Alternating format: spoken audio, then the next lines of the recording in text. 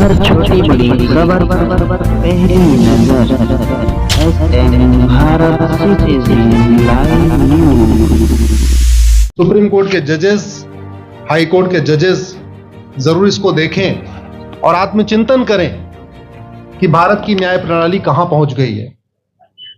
भारत में total 5 crore cases तो वो हैं जो district court, high court, supreme court में है। इसका मतलब 5 करोड़ परिवार न्याय की आशा में बैठा हुआ है। ऑन एन एवरेज एक परिवार में 6 आदमी रख लीजिए, तो यानी 30 करोड़ लोग न्याय की आस लगाए बैठे हुए हैं। 30 करोड़ का मतलब एक अमेरिका, 30 करोड़ का मतलब 15 ऑस्ट्रेलिया, 30 करोड़ का मतलब 7 कनाडा, 30 करोड़ का मतलब 1.5 ब्राजील। इतने लोग भारत में न्याय की आस में बैठे हुए हैं। और ये 5 करोड़ केस तो वो हैं जो district court, high court, supreme court में है। इसके पैरेलल हमारे देश में एक और जुडिशियल सिस्टम है, उसको कहते हैं तहसीलदार, एसडीएम, एडीएम, डीएम, कमिश्नर, जहां पे चकबंदी के मुकदमे चलते हैं। वो इस 5 करोड़ में काउंटेड नहीं है। जो तहसीलदार के यहां मुकदमा होता है, एसडीएम के यहां मुकदमा होता है, एडीएम के यहां होता है, डीएम के यहां होता है, चकबंदी अधिकारी जिसको सीओ कहते हैं, डीडीसी कहते हैं, एसओसी कहते हैं, वो इसके पैरेलल में है। और 5 करोड़ मुकदमे वहां पे भी चल रहे हैं। इसका मैं लाइव एग्जांपल देना चाहूंगा भारत की ब्लैक जस्टिस सिस्टम का। 1985 में जौनपुर में एक 10 बीघे जमीन का मुकदमा शुरू हुआ था। अभी वो सबसे नीचे पायदान पे है, जिसको कहते हैं चकबंदी अधिकारी। 1985 में मुकदमा शुरू हुआ, 2023 आ गया, लगभग 37 साल बीत चुके। 37 साल में यह नहीं तय हो पाया कि असली विल कौन सी है। 2 लोगों ने क्लेम किया, वो कह रहे हैं मुझे विल मिली है, वो कह रहे हैं मुझे विल मिली है। 37 साल में यह नहीं डिसाइड हो पाया असली विल किसकी है। अगर मान लीजिए आज डिसाइड हो जाए तो सीओ के बाद एसओसी, एसओसी के बाद डीडीसी, डीडीसी के बाद हाई कोर्ट, हाई कोर्ट के बाद सुप्रीम कोर्ट, यानी अभी 35 साल और लगेगा, 70 साल लगेगा। सेकंड जनरेशन मुकदमा लड़ रही है, ऑलरेडी सेकंड जनरेशन मुकदमा लड़ रही है। और इसी स्पीड से काम हुआ तो मुझे लगता है 3rd जनरेशन आके मुकदमा तब जाके सुप्रीम कोर्ट पहुंचेगा। दूसरा एग्जांपल, एक ग्लेरिंग एग्जांपल आपको देता हूं। 1971 के वॉर में पाकिस्तान में बम फेंकने वाले, पाकिस्तान के फौजियों के बहुत सारे बैंकर तोड़ने वाले एक कर्नल कबोत्रा है, पंचकुला में रहते हैं। दुश्मनों को उन्होंने दांत तोड़ दिए। आज 2000 से उनके मकान पे किसी ने कब्जा किया हुआ है। 2023 आ चुका है, 23 साल में वो अपने मकान को नहीं छुड़ा पाए। अभी मामला पंचकुला की डिस्ट्रिक्ट कोर्ट में है, उसके बाद चंडीगढ़ हाई कोर्ट जाएगा, फिर सुप्रीम कोर्ट जाएगा। तो 23 साल में वो सबसे नीचे पायदान पे है। वास्तविकता यह है, अंग्रेज चले गए, अंग्रेजी कानून यहीं छोड़ गए, अंग्रेजी व्यवस्था यहीं छोड़ गए।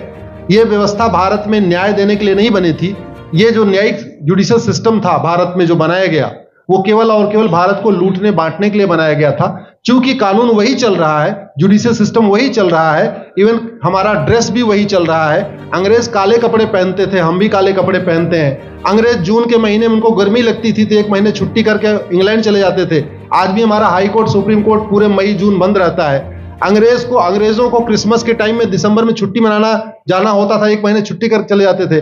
आज भी हमारी हाई कोर्ट, सुप्रीम कोर्ट दिसंबर में क्रिसमस के टाइम में 15 दिन 20 दिन बंद हो जाती है। तो सोच वही है, किताबें वही है, व्यवस्था वही है, कानून वही है। तो स्वाभाविक सी बात है, जस्टिस होगा कहां से? जस्टिस कैसे होगा? हम 2023 में 1860 का इंडियन पिनल कोड लेके घूम रहे, 1861 का पुलिस एक्ट लेके घूम रहे, गवाहों के बयान 1872 के कानून से हो रहे। हमने सब कुछ वर्ल्ड क्लास कर लिया, लेकिन अपने जस्टिस सिस्टम को कंपेयर करने की कोशिश ही नहीं किया। जितने में एक एयरपोर्ट बनता है, एक एयरपोर्ट बनाने में 25,000 करोड़ की लागत आती है। अगर हमारी सरकारों ने एक एयरपोर्ट की कीमत जुडिशियल सिस्टम पे खर्च कर दिया होता तो हमारी न्यायिक व्यवस्था अच्छी हो गई होती।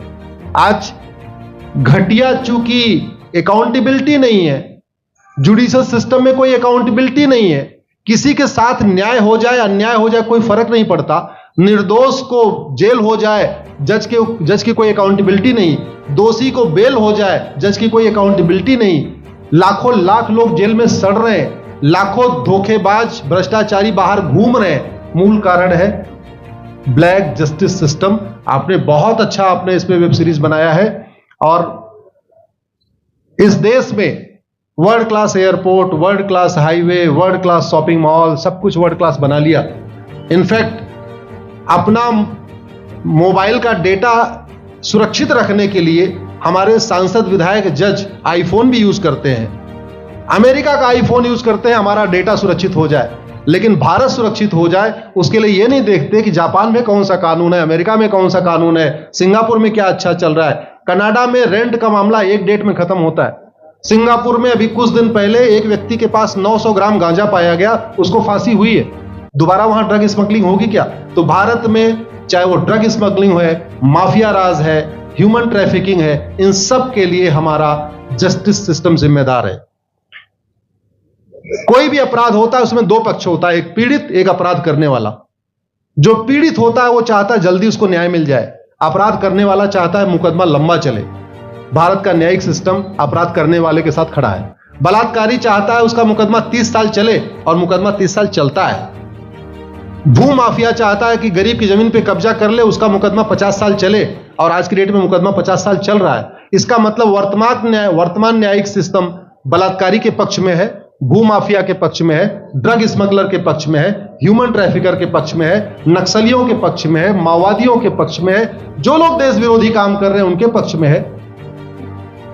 40 साल 50 साल के बाद किसी व्यक्ति ने मिलावट करके लोगों का स्वास्थ्य खराब कर दिया, उसको 50 साल के बाद सजा हो रही है। इस बीच उसने कम से कम पता नहीं कितने लोगों का और भी कर दिया। तो ये जो जस्टिस सिस्टम होता है दवा की तरीके काम करता है। जैसे दवा अच्छी होती है बीमारी तुरंत ठीक हो जाती है, अगर दवा घटिया होती है तो बीमारी बढ़ जाती है। दवा खाने के बाद शरीर एज इट इज नहीं रहता, या तो बीमारी ठीक होती है या तो बीमारी बढ़ती है। अगर कोई आदमी एक गांव में किसी के साथ कुछ गलत कर दे, उसको 6 महीने के अंदर सजा हो जाए, साल भर के अंदर हो जाए, दूसरा अपराध वहां नहीं होगा। लेकिन अगर उस व्यक्ति को पनिशमेंट नहीं मिला तो स्वाभाविक सी बात है उसने उसको और मोटिवेट कर दिया। कहते नहीं ऐसे बुखार है, तुरंत 2 गोली खाइए बुखार ठीक हो गया। लेकिन अगर आपने दवा नहीं खाई या गलत दवा खा लिया तो टाइफाइड होगा या निमोनिया होगा। दुर्भाग्यवश ये हमारा जस्टिस सिस्टम यही कर रहा है। आज की डेट में जितनी समस्याएं हैं, चाहे वो घूसखोरी है, जमाखोरी है, मिलावटखोरी है, कालाबाजारी है, नशा तस्करी है, मानव तस्करी है, सोना तस्करी है, ड्रग स्मगलिंग है, या नक्सलवाद है, या माओवाद है, या कट्टरवाद है, जो भी समस्याएं हैं, उसका एक बहुत बड़ा कारण यह है कि हमारा जस्टिस सिस्टम उसको टैकल नहीं कर पा रहा है, उसको पकड़ नहीं पा रहा है। और इसीलिए भारत में अराजकता है। मैं तो इतने जानता हूं, ऐसी कोई बीमारी नहीं जिसकी कोई दवाई नहीं, ऐसी कोई समस्या नहीं जिसका कोई समाधान नहीं। हम हर चीज के लिए बाहर से चीजें खरीदते हैं। हम ये क्यों नहीं देख रहे हैं कि आखिर चाइना का जस्टिस सिस्टम कैसा है, सिंगापुर का कैसा है, कनाडा का कैसा है, फ्रांस का कैसा है और अमेरिका का कैसा है। हम क्यों नहीं बेस्ट प्रैक्टिसेस उनकी अडॉप्ट कर लेते। दुनिया के कई देशों ने नार्को पॉलीग्राफ ब्रेन मैपिंग कानून बना दिया। मेरी बहन दीपिका नारायण बैठी हुई है, ये लगातार फॉल्स केसेस के खिलाफ, इनको मैं देखता रहता हूं, एक्टिव रहती है। एक कानून बन जाए नार्को पॉलीग्राफ ब्रेन मैपिंग और कंप्लेन पे अंडरटेकिंग ले लिया जाए कि जो कुछ मैं शिकायत कर रहा हूं इसके लिए मैं अपना नार्को पॉलीग्राफ ब्रेन मैपिंग कराने के लिए तैयार हूं, हजारों की संख्या में फेक केसेस खुद ही खत्म हो जाएंगे।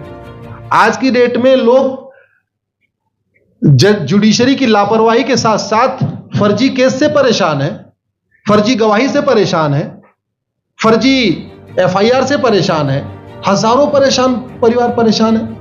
कई बार देखा गया कि जो फैमिली के केसेस होते हैं उसमें कितने सारे फेक केसेस भी आ रहे हैं। तो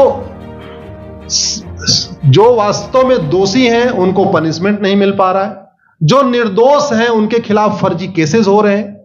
आज की डेट में गांव में एक दबंग अगर जमीन कब्जा कर लेता है, किसी की हिम्मत नहीं पड़ती उसके खिलाफ कोई गवाही दे दे। लोगों को अपनी जमीन छुड़ाने में 30 साल लड़ना पड़ रहा है, 35 साल लड़ना पड़ रहा है। अगर 30 साल 35 साल के बाद कक्कड़ जी उसको अपनी जमीन मिल भी गई, उसके साथ न्याय कहां हुआ? 35 साल में उसका टाइम बर्बाद हो गया, 35 साल में उसका पैसा बर्बाद हो गया, 35 साल वो मेंटल ट्रॉमा में रहा, 35 साल उसने तारीख पे तारीख झेली है। और मैं तो डिस्ट्रिक्ट कोर्ट में कई बार जाके देखा, ऐसे परिवारों को देखता हूं जिनके पास बस से आने के लिए पैसा नहीं है, साइकिल से आते हैं। ऐसे परिवारों को देखता हूं जो चाय नहीं पी सकते अपने पैसे से, बेचारे घर से रोटी बांध के और अचार लेके आते हैं, लेकिन वहां मजबूरी में वकील को पैसा देते हैं, तो हमारी कोर्ट कचहरी वास्तव में दलाली का अड्डा बन गया है। हमारी कोर्ट कचहरी भ्रष्टाचार का अड्डा बन गया है।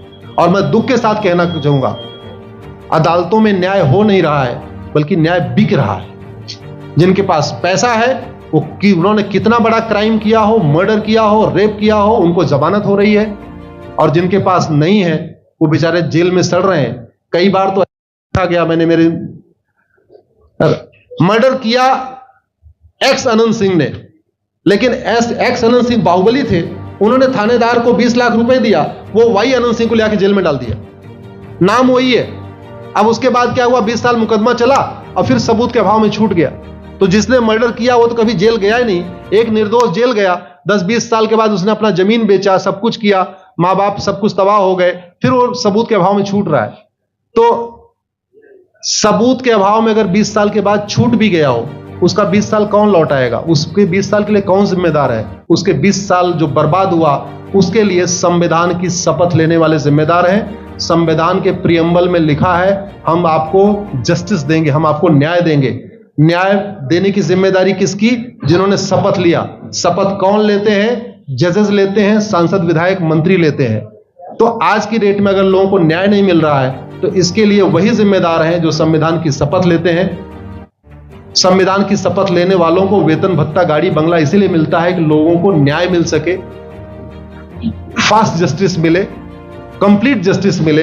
अनफॉर्चुनेटली कंप्लीट जस्टिस मिलने में तो 50-60 साल लग जाता है, फास्ट जस्टिस तो सपना हो गया है। इसलिए आज आपने जो ये वेब सीरीज बनाई है, मैं आपको धन्यवाद देता हूं। एक ऐसे विषय पे जिस पे कोई टच नहीं करता, लेकिन जिससे करोड़ों लोग पीड़ित हैं।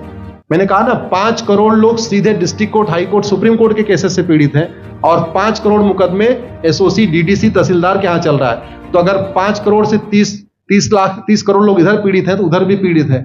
वास्तव में बहुत बड़ी संख्या भारत में इसी से पीड़ित है।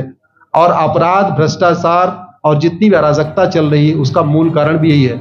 जस्टिस सिस्टम अच्छा हो जाए, कानून सख्त हो जाए, कानून का खौफ पैदा हो जाए, न्यायपालिका का खौफ पैदा हो जाए, और ये थाने जो दलाली के अड्डे बन गए हैं, तहसील जो दलाली का अड्डा बन गया है, डिस्ट्रिक्ट कोर्ट जो कमीशन खोरी का अड्डा बन गया है, अगर इस पे कंट्रोल हो जाए, तो वास्तव में भारत में फिर से राम राज्य आ सकता है। अगर जुडिशियल सिस्टम अच्छा हो जाए, तो जो राम राज्य की कल्पना है, धर्म की जय हो, अधर्म का नाश हो, प्राणियों में सद्भावना हो, विश्व का कल्याण हो, मुझे लगता है उसको फिर से जीवित किया सकता है। आपने मुझे बुलाया कपिल जी, मैं आपको धन्यवाद देता हूं। और ये फिल्म बनाने के लिए, ये वेब सीरीज बनाने के लिए बहुत बहुत धन्यवाद देता रहता हूं। दीपिका जी लड़ती रहती हैं, इनको देखता रहता हूं। बहन नेहा जी आई हैं, ये अपने गानों से मुझे लगता है बहुत अच्छा आप लिखती हैं। और इसी तरीके से कड़वा सच आप लिखते रहिए, कड़वा सच गाते रहिए। लोग आज की डेट में, यंग जनरेशन कड़वा सच सुनना चाहती है। मीठे झूठ ने इस देश में शुगर, डायबिटीज पैदा कर दिया। भारत केवल लोग डायबिटीज से नहीं पीड़ित हैं, बल्कि हमारी व्यवस्था को डायबिटीज हो चुका है। और उस डायबिटीज को दूर करने के लिए नेहा राठौर जैसी बहनें जो सही बात कह रही हैं, दीपिका जी सही बात कह रही हैं। आप लोग जो है बहुत अच्छा काम कर रहे हैं। और आपने, कक्कड़ साहब, आपने बनाया वेब सीरीज, आपको विशेष आभार, धन्यवाद देता हूं। यही निवेदन करता हूं, इस वेब सीरीज को ज्यादा से ज्यादा देखें। और खास तौर पे अगर आपके जानने वाले कोई जज हैं, कोई आईएएस हैं, कोई आईपीएस हैं, मंत्री, सांसद, विधायक हैं, उनको भी एक बार फोन करके, व्हाट्सएप करके एक बार कहिए कि वो भी इसको जरूर देखें। क्योंकि अल्टीमेटली न्यायिक व्यवस्था बदलने की जिम्मेदारी उन्हीं की है जिनको वेतन, भत्ता, गाड़ी, बंगला, free air ticket, free rail ticket और वीआईपी व्यवस्था मिलती है। ये व्यवस्था उन्हीं को बदलनी है। जय हिंद।